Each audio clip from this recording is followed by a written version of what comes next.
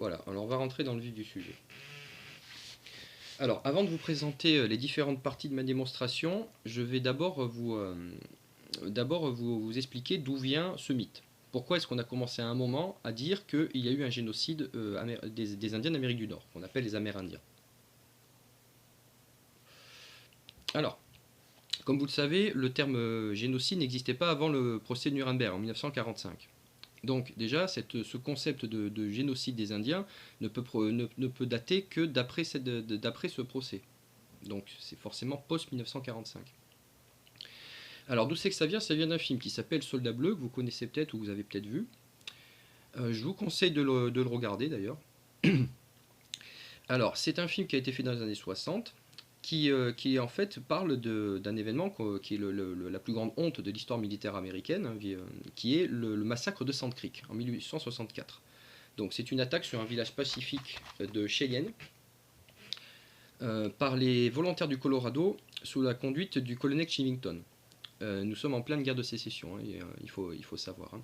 C'est pour ça d'ailleurs qu'ils vont tous s'en sortir, puisque suite à la guerre de sécession, je parle de ceux qui ont perpétré le massacre, suite à la guerre de sécession, ils vont être amnistiés en fait. Il y aura une amnistie, ce qui fait qu'ils ne seront pas poursuivis. Bon, il y aura quand même une vengeance parce que les Cheyennes en ont chopé quelques-uns et les ont découpés en morceaux. Donc voilà. Et alors le gros problème, c'est que ce film est un mensonge dans le sens où, déjà dans son titre Soldat Bleu, il présente en fait le massacre comme ayant été perpétré par l'armée régulière. Or, ce n'est pas le cas, il s'agit de volontaires. Donc c'est pas l'armée régulière, ce sont des miliciens, des brigands, à moitié mercenaires. C'est ça qu'il faut comprendre. Et en fait, ils ont menti à dessein, c'était dans un but de propagande bien précis, puisqu'il s'agissait en fait, en réalité, le réalisateur n'avait rien à foutre du massacre de Sand Creek et des Cheyennes. Pourquoi il a fait ce film? C'était pour critiquer la guerre du Vietnam. Et pour faire un parallèle entre le massacre de Sand Creek et le massacre qui a eu lieu au Vietnam, je ne sais plus lequel le plus célèbre, quand ils ont massacré un village de civils. Donc c'est uniquement pour ça qu'il a fait ce film. Donc le génocide des Indiens d'Amérique du Nord n'est rien d'autre qu'un mythe supplémentaire de cette merde idéologique qui nous casse les couilles depuis cette période, qui est le post-colonialisme. C'est-à-dire de systématiquement présenter le colon blanc comme le méchant, quelles que soient les circonstances et les situations. Donc voilà.